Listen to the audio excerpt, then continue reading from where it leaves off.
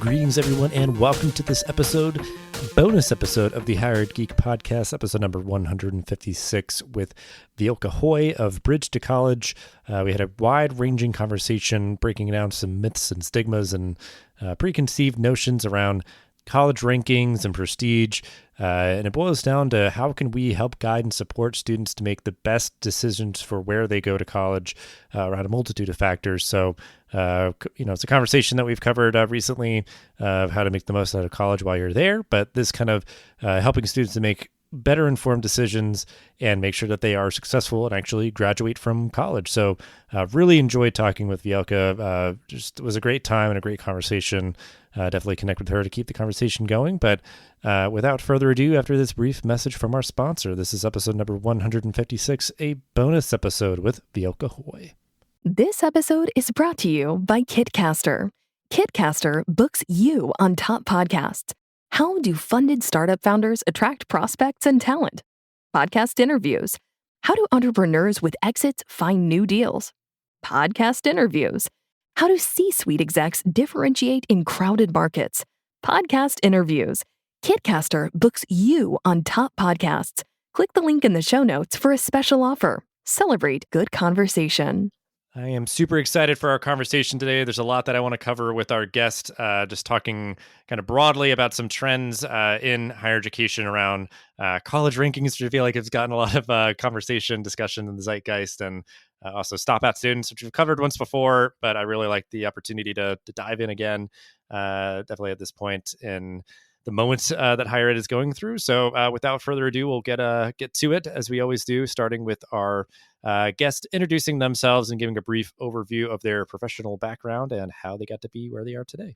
Oh, great. My name is Vielka Hoy. I'm the CEO and founder of Bridge to College. I have been teaching for about 20 years, and then I went to be a teacher trainer and ed tech specialist at Stanford.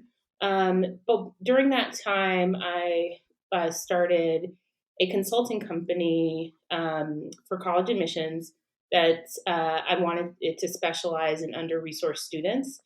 And I went from 5 students to 70 in a year. And I was like, how do we scale this thing? So started Bridge to College.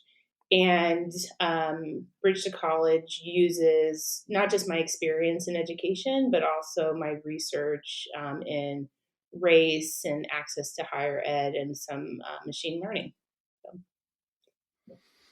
Got it. Well, I guess because I'd like to maybe get into like the origin story, maybe how that helped inspire or kind of helps motivate the work that you do every day with Bridge to College. So sort of like, getting into teaching and doing all this for so long, like what was sort of that initial catalyst to get into education? In education in general, I think, my parents are immigrants from Central America. They're from Nicaragua and Panama, and, they came because of war, not necessarily because they wanted to. And they thought, like, as long as we're here, we take advantage of the education in this country. So, myself and my cousins, we always really prioritized education. And while I was at Berkeley, I got some kind of note that I was going to be a first something, like the first Afro-Latina to do something. And I was just like, wow, this is 2000 something. We can't still be doing firsts. And it just felt wrong to me so I really wanted to turn that around. And I think the other part of it was, as you're teaching, you're putting everything you can into the classroom, and you just kind of casually ask students like, oh, what do you want to do later? And they would say, I don't know. I'll just work at Home Depot. And you're like, what? After all that we just did? Like, what do you mean? And the same sort of theme, it was always this, like, I don't really know how to write an essay, or everybody tells me I can't afford college, and like all these things that it's not, necessarily the case. And I just really wanted to change that. Yeah. I mean, that's great. 'Cause I think it is like, in so many ways, like, I think that is like so many people's stories where like they don't even understand or, can really fathom the opportunities and potential, the options that are available to them, especially people who just are first generation and those sort of things. Yeah. We just don't have kind of that shorthand and understanding, so readily at their disposal. So I guess that sets up just to make sure that we kind of break it down more precisely, like sort of day to day, kind of what are the nuts and bolts of what Bridge to College does. Yeah. So Bridge to College, we use a bunch of algorithms to match students to colleges that are an academic, financial, and social fit. So students go on the platform, they take a survey. We have always been sort of pandemic ready, so we don't use the SAT or ACT to match. Um, those things, as we know, are not the best predictor of college success. Hmm. And we use pass fail options. Again, that was something we were easily able to integrate as a result of the pandemic. And we only ask about courses that actually matter. Kids always say, I have a 4.0, and it's like five, semesters of office assistant. And you're like, that doesn't count. So courses at colleges actually matter. But the real special piece about Bridge to College is we do this social fit, which sort of contextualizes the data for the colleges. So all of that is free for students. They can communicate with colleges, learn about colleges. All of that's free, as it should be, right? Like, we shouldn't be charging kids to find out information that will change their lives. Hmm. But on the college side, what we do to them is we say, here are students that are great matches to your school, but you would have missed them because you're stuck on this calculus requirement, or you're stuck on this financial requirement, where this student here went to a school that didn't even offer calculus and is a great fit otherwise, but they probably need $1,000 more a year to go. And you guys should just pay that because it's worth it. And so that's the quick way. The other thing that we do for high schools is, especially for where we find most under-resourced students, are at high schools that have these ridiculous ratios, 800 students per one counselor. So what we do for them is we're able to provide college access resources, including seeing where their students are matched, seeing what courses the students need to take, other things to motivate them to keep on that sort of track. And what we're building are more tools for high school counselors to be able to access all the college application materials.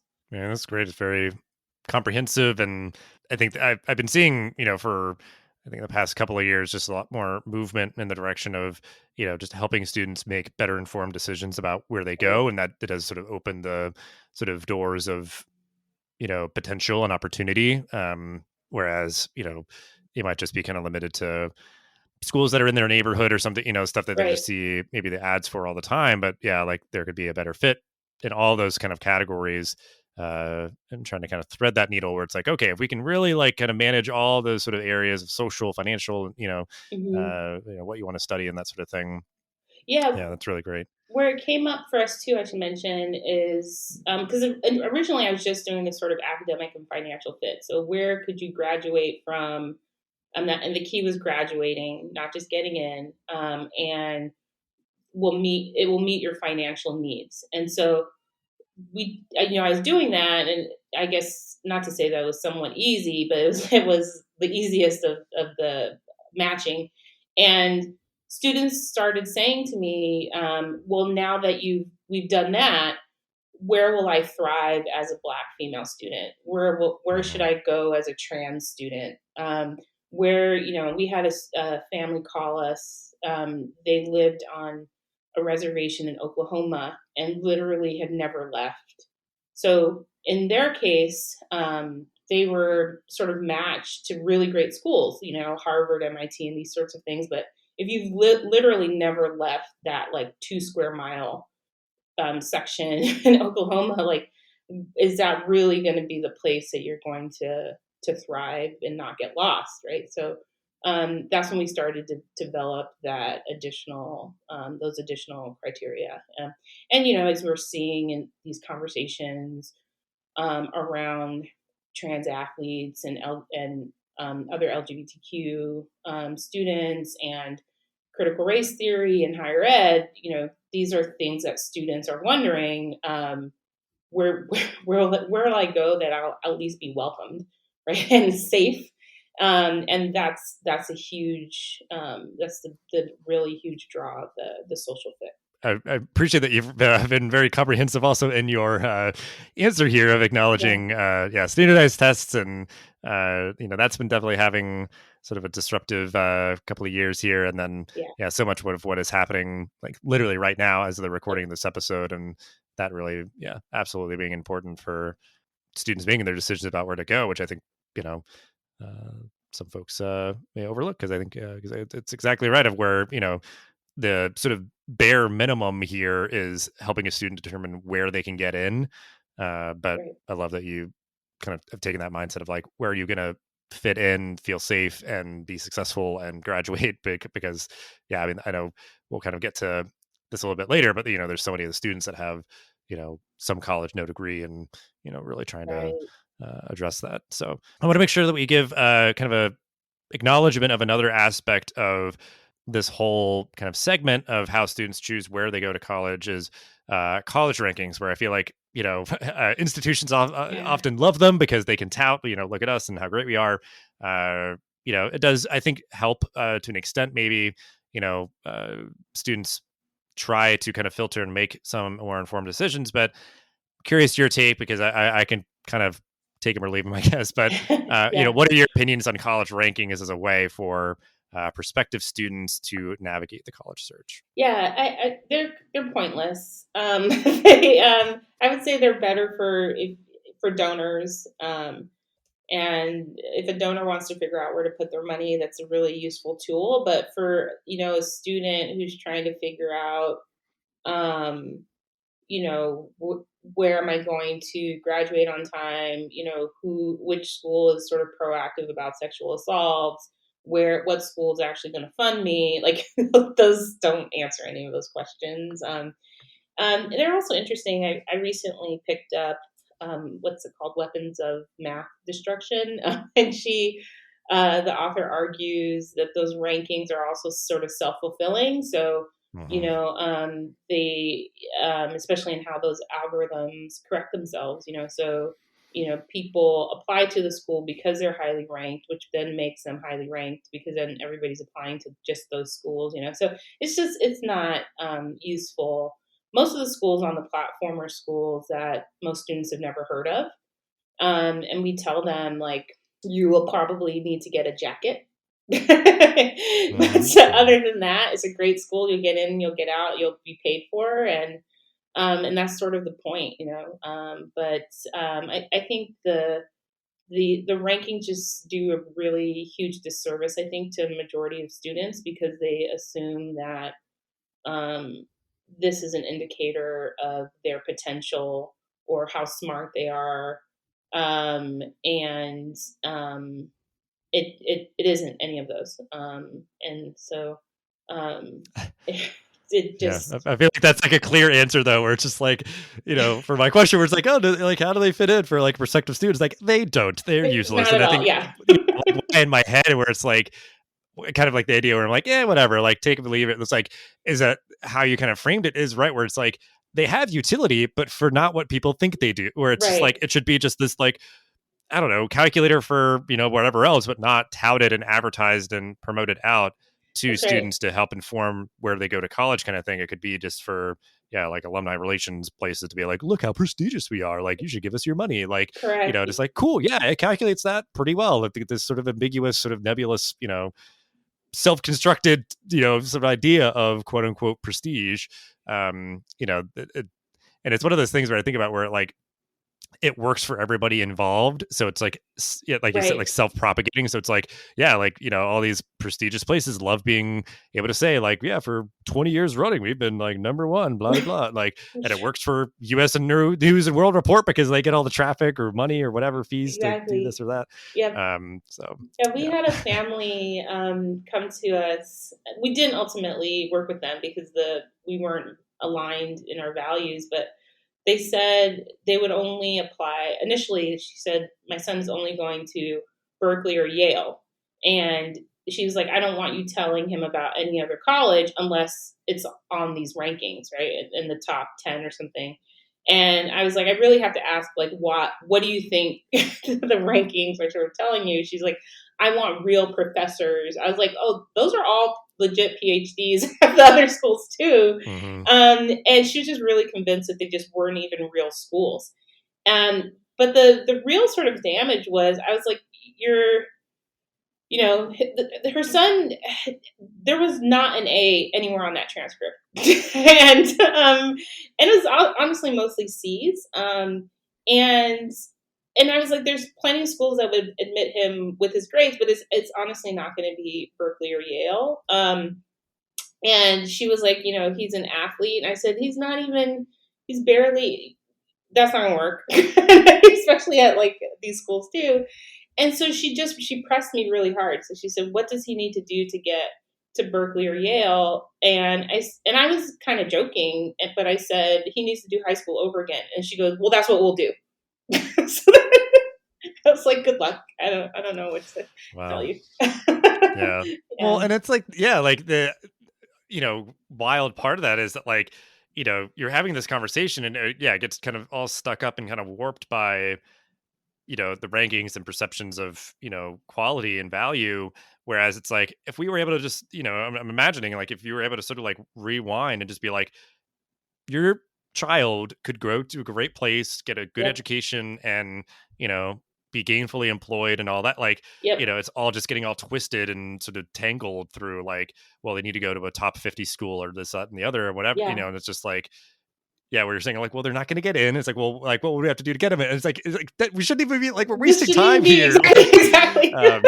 So exactly. that's the impact is what it does to people, is they're all right. getting, tangled in knots trying to figure out, like, how to get what they think they're supposed to get versus what is actually going to benefit them. Well, speaking of, the sort of fallible nature of these rankings, one big thing, including everything that you had mentioned, that is not captured and measured by these rankings, that I think is something that is, would be like a huge sort of, bonus points to any institution, is their capacity to, retain students, bring them back if they've stopped out, or sort of, engage with stop out students, these students that have some college and no degree that I mentioned before. So just sort of broad strokes, because again, I think it's just that idea that, like, these are also people who earnestly are going to want to be getting their credential and, maybe resetting after a period of time and searching for the place that's going to be the best fit for them and, get them to where they want to be. So, it's a big question, so take it as you will, but just sort of the impact and the potential of these stop out students returning to college, and, they obviously could be returning to the same place, but a different modality, or, there's a lot of different shapes that this can take. So I'm just curious your perspective on that. Yeah, that's an interesting question, because the first thing that comes to mind for me is the fact that a majority of colleges in this country don't graduate students on time, and I think on time is between 4 and 6 years. And another thing that parents sort of and students sort of spin around is, this college has a 5% graduation rate, but those 95% of students must not have been doing what they needed to do. And you're like, if it's 95%, it's not the student. It's the college is not supporting students in the way it should, and you probably don't want to even consider that school, and then you get this like weird sort of phenomenon of like the 6th year senior, 7th year senior. And again, they're just waiting for a certain class to be available, just hanging around until this one class that they need to graduate is available, and then they can finish. But the students who ultimately leave, we know that the chances of them returning are so low. And this is why we even tell students this sort of like gap year stuff, or like, let me go find myself for a year backpacking in Europe. Please don't do that. Like, the chances of you showing back up are so incredibly low. And you're right to point out that the other sort of problem is that you have students who went to these schools, got into tremendous debt, never finished, and now they have a high school diploma and are going to get high school diploma type jobs, but with college debt to pay Mm-hmm. back. And that's a worse situation than they were in if they had not gone at all. Um, I'm trying to think of the sort of data I have on like students returning. I just know in general it's pretty low. I think um, and most of these institutions don't necessarily make it easy for students to come back and finish, which I think is also the sort of the crime of it. But of the Mm-hmm. 4,200 colleges in the country, we have the 354 that actually graduate at least 70% in 6 years and have their funding needs met, and the degree has a return on the investment.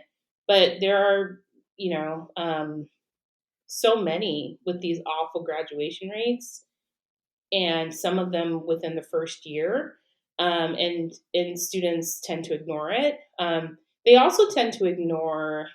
This is a huge strategy that we use in Bridge to College when we talk about overmatching. Is we also know that statistically, students who had way too much sort of hand holding and servicing while they were in high school are like have really high likelihood of dropping out as well. So that's where the charter schools have terrible graduation rates themselves, and like so yeah, there's a lot to that. I guess I could go on forever about this sort of that Well, I, piece. I guess, yeah, like maybe to clarify it too, because I presume maybe you work with students that are, in this boat. Because I guess I'm Yeah, imagining that a situation could be that, kind of what I think you were getting at, and that's why I was starting to like connect the dots in my head is like, a student initially, they graduate high school, they're like, I'm going to college right away.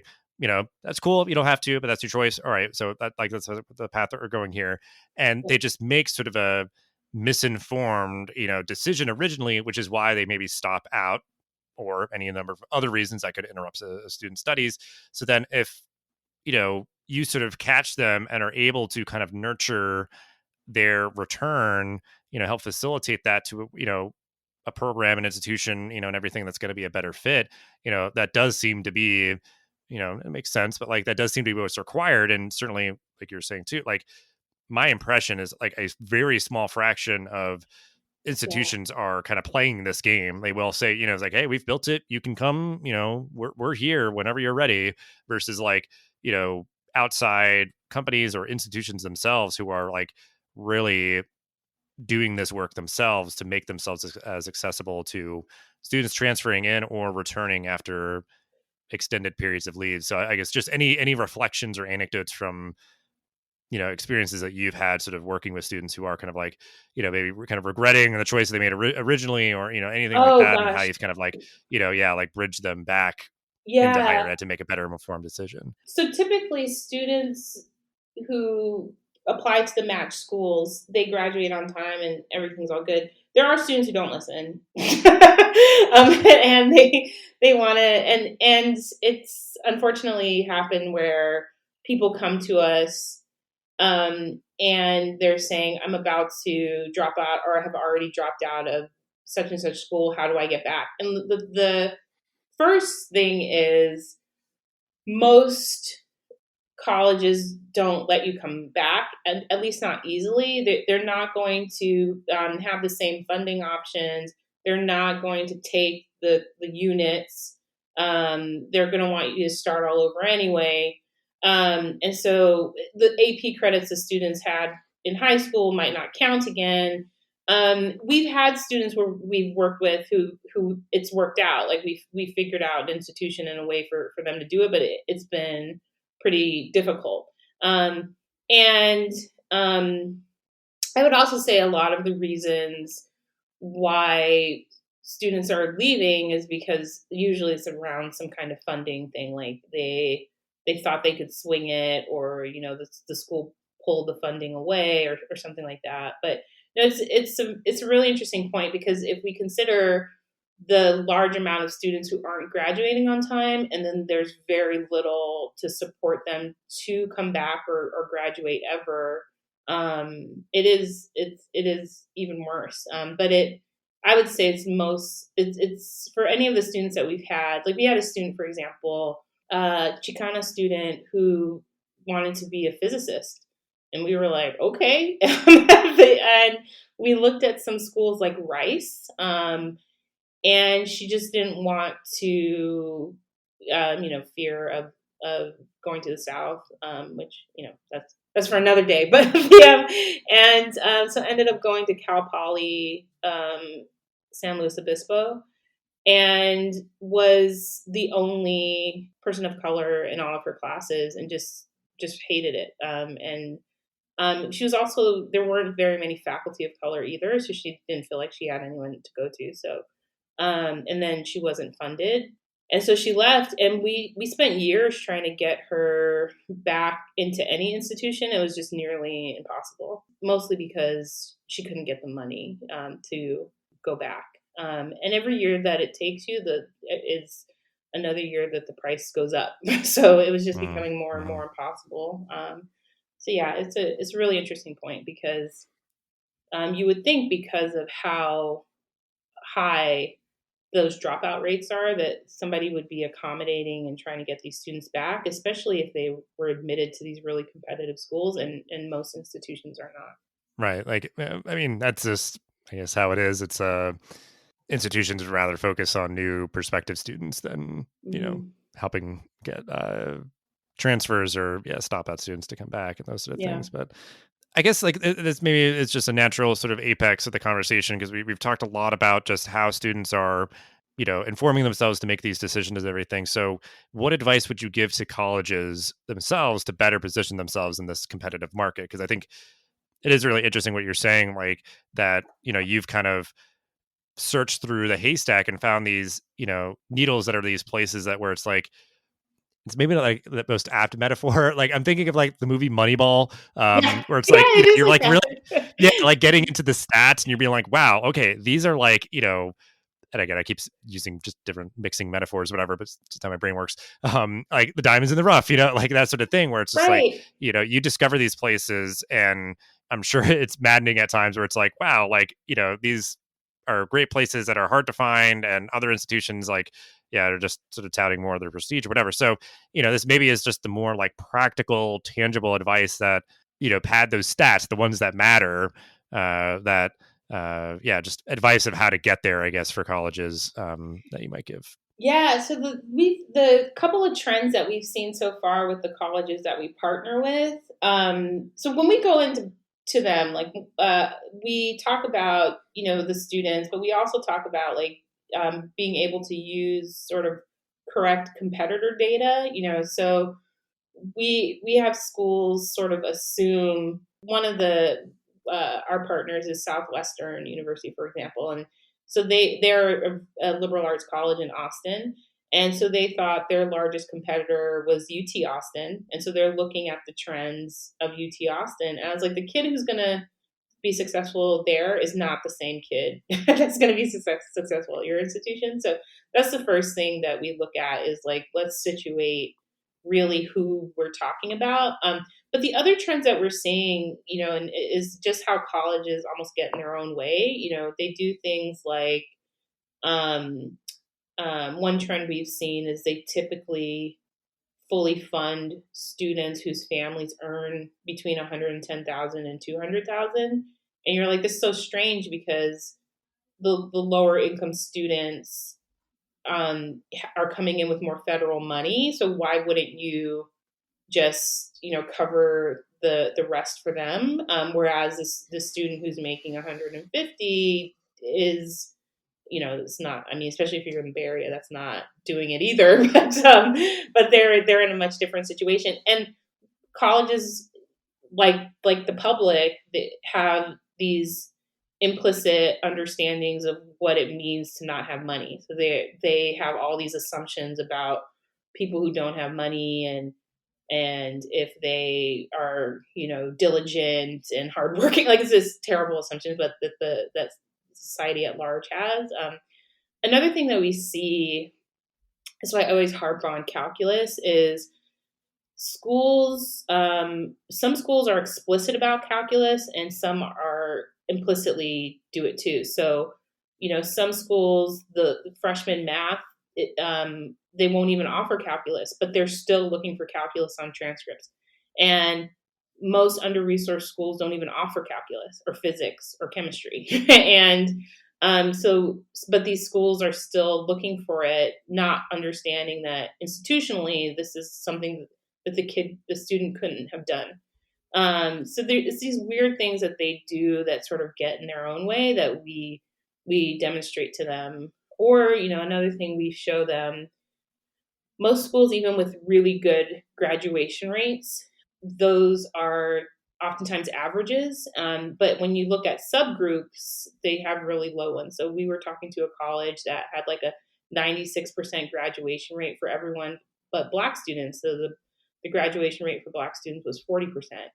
And it's more about like what were they using as markers of success that probably were the wrong ones, like really inflated SAT scores, to bring in these students, and therefore missed what type of supports those students would need. And that's why they're dropping out, but in short, we just see that they very much get in their own way with these assumptions about standards and not understanding what high schools are actually offering or what students actually need to be successful.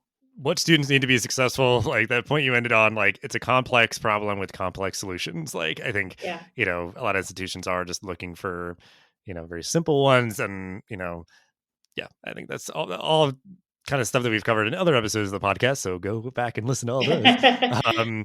But for the sake of time, as we wind down, we always like to share out resources. We've covered a lot of stuff, and you mentioned a book earlier that I'll make sure to link out to. But just any other books, podcast articles, organizations, stuff for people to check out on what we've covered today that we can include in the show notes. Malcolm Gladwell did that.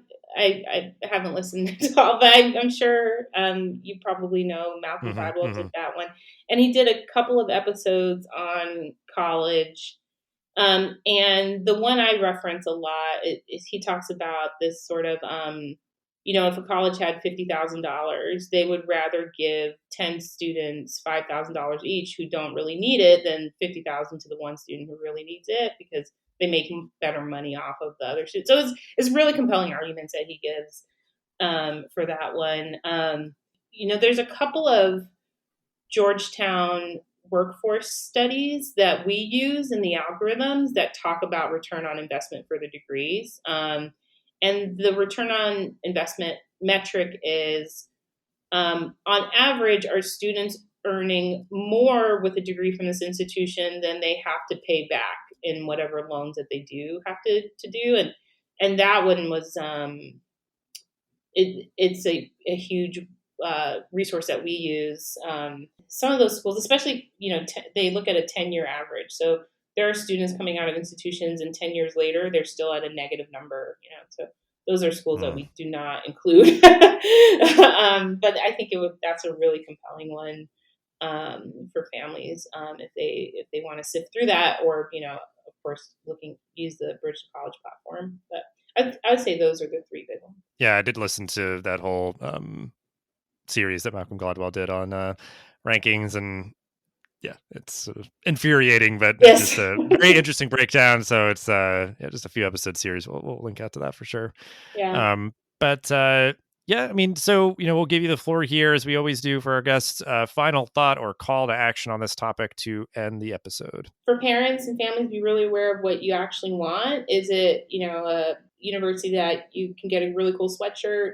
You could buy the sweatshirt anyway. You don't have to go there to do that. And just really prioritize what your academic, financial, and social needs are when you're looking at institutions, and not just, these sort of bragging rights. And then the institutions really need to take a better look at the ways that they're getting in their own way when they're looking for students who would actually be successful at their institutions. I love it. Very clear. Very awesome, actionable stuff for folks. And I just appreciate you so much for your time and all that you shared, and stuff to check out in the show notes. We'll have ways to connect with you and Bridge to College as well. And yeah, I mean, I love talking about this stuff. It's kind of like just breaking down all these kind of preconceived notions and paradigms, and it's kind of compelling us and moving us forward towards just where we need to be as a sector, higher education. So Yeah. just appreciate you doing the work. Yeah, thank you so much. It's great to be here. Thanks for listening to this episode of the podcast. Make sure to rate, review, and subscribe so you never miss an episode. Thanks again for listening, and we'll see you in the next episode of the Higher Ed Geek podcast.